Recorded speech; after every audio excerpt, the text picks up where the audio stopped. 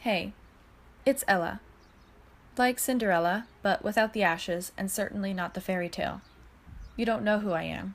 You may have seen me wandering around the hallways alone, or may have noted my reticence when you sat across from me in English last semester. But that's not enough for you to pinpoint me as socially awkward. I'm not. At least I wasn't. I had a friend, a best friend, a sister. Where'd she go? Why'd she leave? Where is she now? You'd think I know, but I really don't. So sit back, I guess, fasten your imaginary seatbelts, because in less than 6 minutes, I'm going to tell you about my unfairy tale-ish life. Since the first grade, I've always had a ton of friends. They change every year, you see, except for one. She was the first friend I ever made. I don't remember how exactly, only that it had something to do with a purple crayon and a bag of M&Ms. Gosh, I had some really good friends. The kind that would make a bad day better with something as simple as a smile. Where'd they go? Why'd they leave? Where are they now?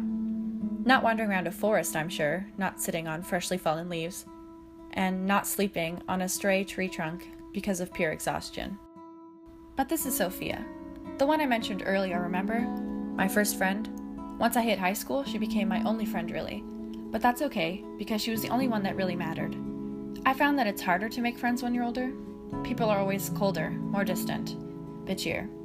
I mean, the only requirements in elementary school was owning a set of fruit scented marker. I remember back in the day when we'd meet up for lunch in that abandoned stairwell near the East Doors. She would read that battered copy of Harry Potter and listen to the movie soundtrack simultaneously. She said that it made her feel like she was really there. I remember this particular day after school, sometime in the middle of October. I spent my entire life in Toronto, but by chance we managed to stumble upon this place somewhere downtown. It reminded me of a different world, like Oz, with Dorothy and the Good Witch, and the Wicked Witch, and Toto too. The place wasn't empty per se, but I remember it was quiet, peaceful. I felt like a 5-year-old toddler set loose in a candy shop. There was so much to see, and so much to explore. Multicolored locks on a wall, each inscribed with its own message, each with its own life, its own fascinating backstory that some people don't understand. Different sides to the same story. I can't pinpoint why I loved it there so much, just that there was so much. Maybe because of that golden rabbit on display flat out in the middle of those old-fashioned green windows. Maybe because the sun always seemed to shine. But most probably because I felt alive. Outside, sitting on the hard concrete, listening to the sound of people crunching shriveled leaves with their shoes. Immersed in the world of art, a way to express your deepest thoughts and imaginations without uttering a single word. It's something I'm really proud of. But I've only ever been brave enough to show Sophia. 'Cause she understood, you know?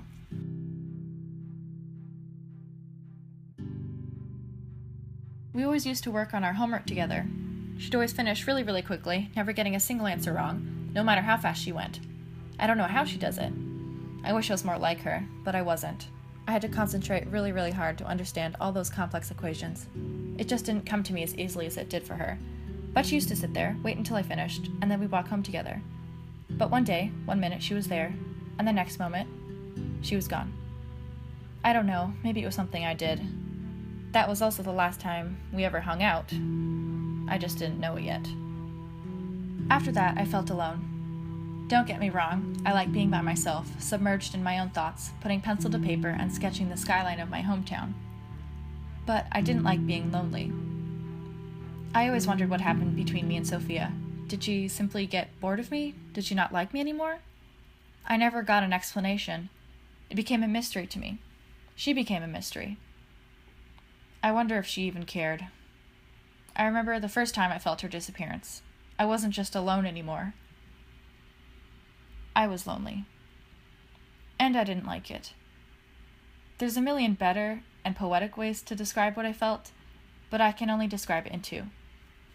It sucked. After that, I tried looking for her. I ran and I ran. Past the rabbit. Past the locks. I ran. I looked everywhere for her. I did. Even in the mysterious land of Oz. How could some place that felt like home to me become so cold, so distant, so foreign? I don't remember too much, only that I kept running, and running, and running, and running, and running. And then I ran some more. I looked in the stairwell. And our spot by the parking in the Land of Oz. Until I didn't.